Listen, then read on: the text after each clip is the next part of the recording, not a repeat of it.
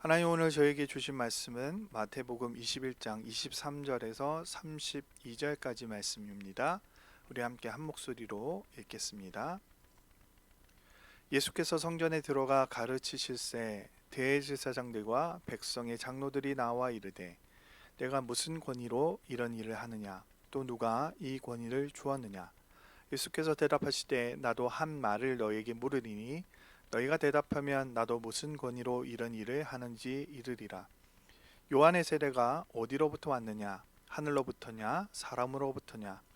그들이 서로 의논하여 이르되 만일 하늘로부터라 하면 어찌하여 그를 믿지 아니하였느냐 할 것이요 만일 사람으로부터라 하면 모든 사람이 요한을 선지자로 여기니 백성이 무섭다 하여 예수께 대답하여 이르되 우리가 알지 못하노라 하니 예수께서 이르시되 나도 무슨 권위로 이런 일을 하는지 너에게 이르지 아니하리라. 그러나 너희 생각에는 어떠하냐.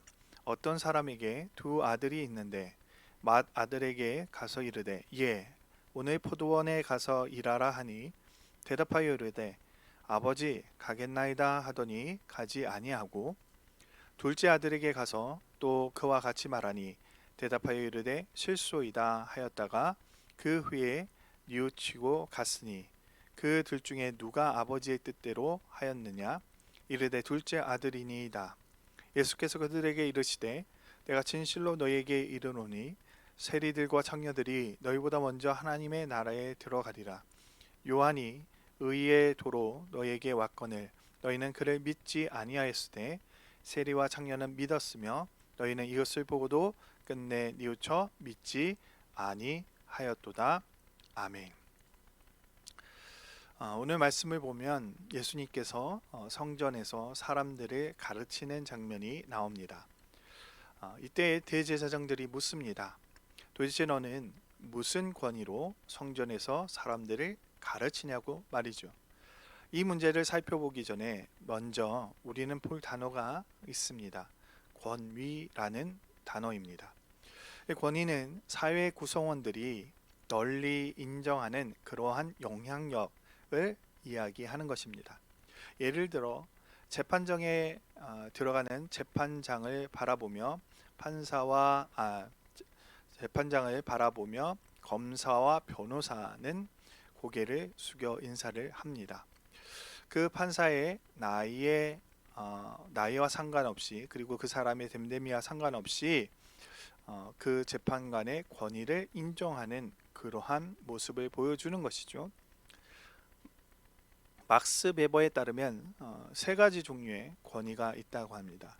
전통적인 권위, 예를 들어 가부장적인 권위라든지 혹은 군주의 권위 같은 것은 이런 전통적인 권위에 속합니다. 또 이 권위 또한 카리스마적 권위가 있습니다. 이것은 개인이 만들어내는 어떤 권위인 것입니다. 마지막으로 세 번째는 합법적인 권위가 있습니다. 앞서 이야기했던 그런 법률에 기초한 권위를 이야기하는 것입니다. 사법부의 권위와 교사의 권위는 아마 대표적으로 인정되는 그러한 권위 가운데 하나일 것입니다. 하지만 현대 사회가 점점 이런 권위를 흔들어 놓고 있는 것을 우리는 보게 됩니다. 왜 사법부의 권위, 그리고 교사의 권위, 그리고 가부장적인 권위들이 현대 사회 속에서 흔들리게 될까요? 그것은 권위주의가 되기 때문입니다. 한 논평에선 이런 현대사의 권위주의에 대해서 이렇게 이야기하고 있습니다. 권위를 내세우고 자신은 그 일을 감당하지 않을 때 권위주의가 된다고 말이죠. 한마디로 이야기하자면 나를 따르라 하고는 자신은 그 길을 걷지 않는 것입니다. 이런 때 권위는 무너지고 권위주의가 그곳에서 있게 되는 것입니다. 그렇게 됨으로 인해서 현대사회가 점점 권위의 상실을 일으키고 있다라고 그렇게 평가를 하는 것입니다. 오늘 성경에 등장한 대제사장과 장로들은 권위를 상실한 인물들입니다.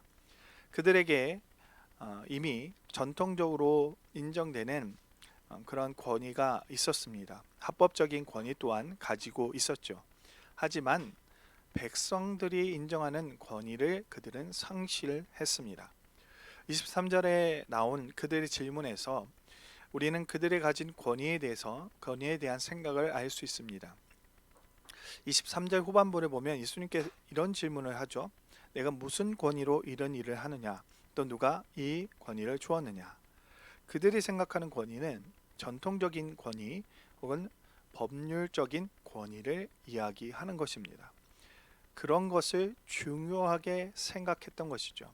실제로 그들은 그러한 권위를 가지고 있었습니다. 그들은 대제사장이었고 장로이었습니다. 분명 그들에게는 권위가 주어졌죠. 하지만 그들의 권위는 권위주의로 흘러버렸던 것입니다. 백성들의 지지를 받지 못했던 것이고 또한 그들은 사람들의 마음을 움직이지 못했습니다. 자신들은 가자고 이야기하며 실제로는 그 길을 걷지 않았던 것이죠. 결국 그들의 권위는 있는 것처럼 보이지만 그들은 권위를 상실했던 것입니다. 반면 요한은 어떻습니까? 요한은 하나님과 사람에게 있어서 모든 권위를 받았던 사람입니다. 그것을 대제사장과 장로들도 알고 있었습니다. 요한의 권위가 어디로부터 왔는지 그들은 알고 있었지만 그것을 인정하려 들지 않았던 것이죠.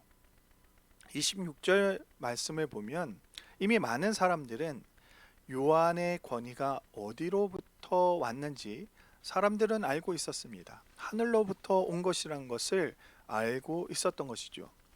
그의 권위가 하늘로부터 왔다는 것을 사람들이 알고 또한 그렇게 사람들로부터의 권위가 또한 주어졌던 것입니다. 결국 이 이야기를 통해서 우리는 요한이 하늘로부터 그리고 사람들로부터 인정받았음을 우리는 알 수 있습니다. 그렇게 세례 요한은 하늘로부터 권위를 받은 사람이었고 또 사람들로부터도 권위를 인정받은 그러한 사람입니다. 여러분, 그리스도인들의 권위는 그리고 교회의 권위는 이렇게 주어져야 하는 것입니다. 바로 대제사장들과 혹은 장로들과 같이 전통적인 그리고 법률적인 그런 권위를 가지고 사람들을 움직이는 것이 아니라 교회의 권위 그리고 그리스도인들의 권위는 하늘로부터 그리고 사람들로부터 주어지는 것입니다.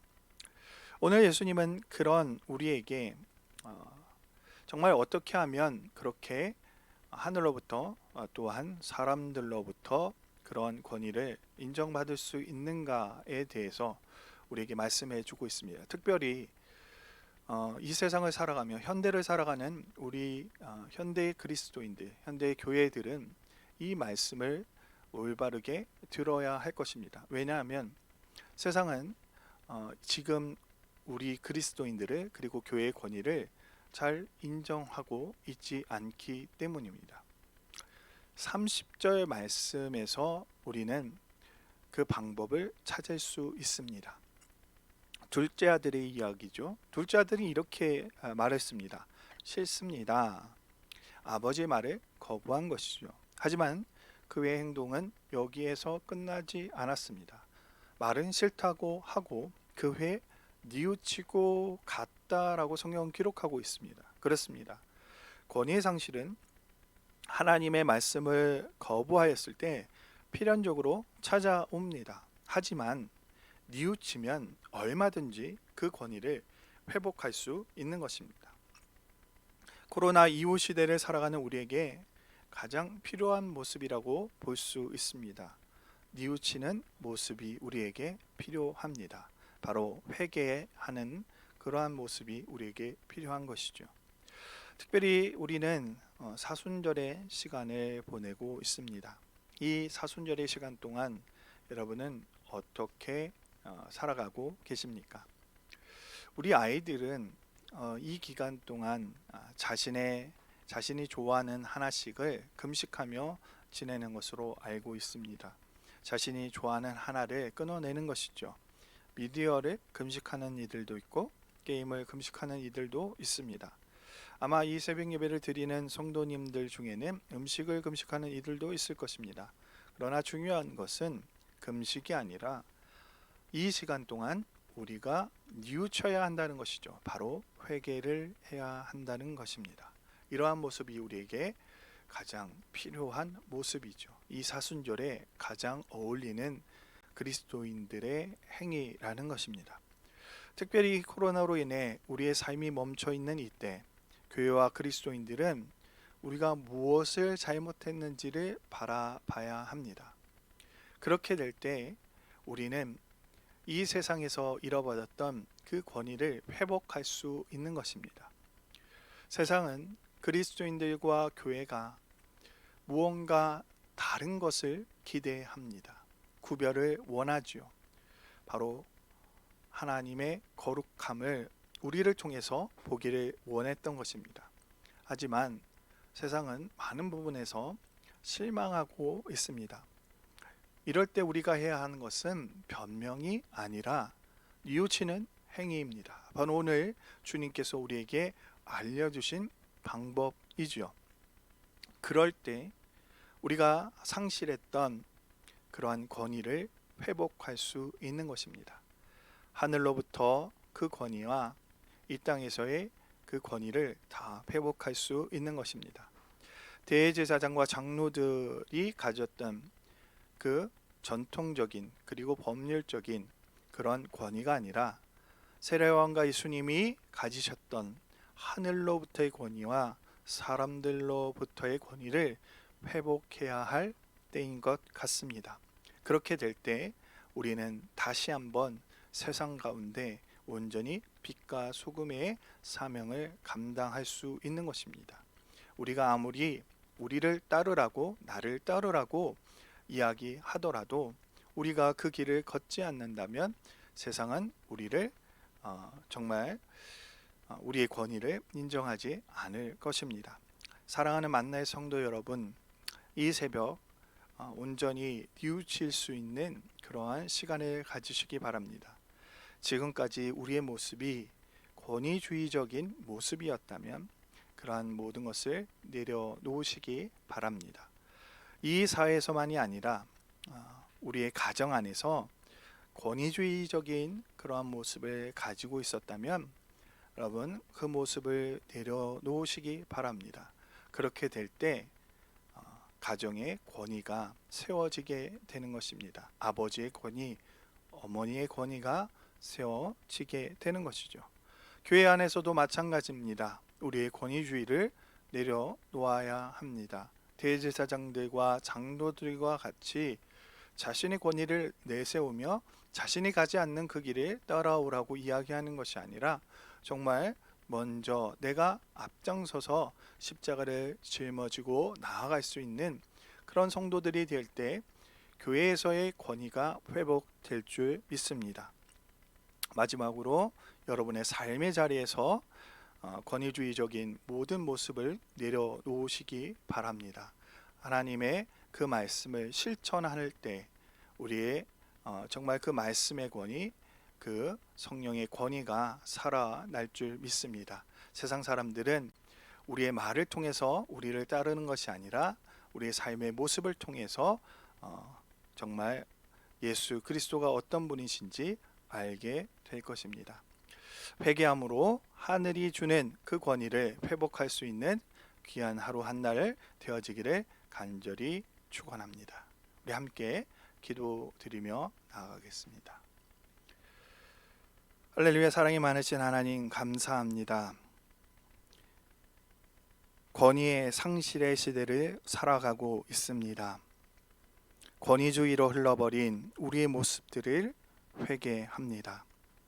가정에서 권위를 내세우는 것이 아니라 정말 내가 먼저 이들을 사랑하며 이끌어갈 수 있도록, 교회에서 나의 권위를 내세우는 것이 아니라 정말 먼저 나에게 주어진 그 십자가를 짊어질 수 있기를 간절히 소망합니다. 우리의 삶의 자리에서 권위를 내세우는 것이 아니라 하나님 빛과 소금의 사명을 감당하게 하옵소서. 하나님 그러함을 통해서 이 세상 사람들이 이 땅의 그리스도인들과 교회의 권위를 인정케 하옵소서. 온전히 주님을 찬양합니다. 하나님, 우리 모든 만나의 성도들 주님께서 지켜주시고 저들이 어디에 있든지 하나님 그 능력에 오는 손으로 함께 하옵소서. 하나님, 우리 모든 만나의 성도들이 하늘의 권위야 또한 이 땅의 권위를 회복할 수 있는 그런 귀한 삶의 자리가 되게 하옵소서. 감사합니다. 특별히 스스로 회복 중인 성도들 주님께서 지켜주시고 함께 하옵소서. 감사합니다. 예수 그리스도 이름으로 기도드립니다. 아멘.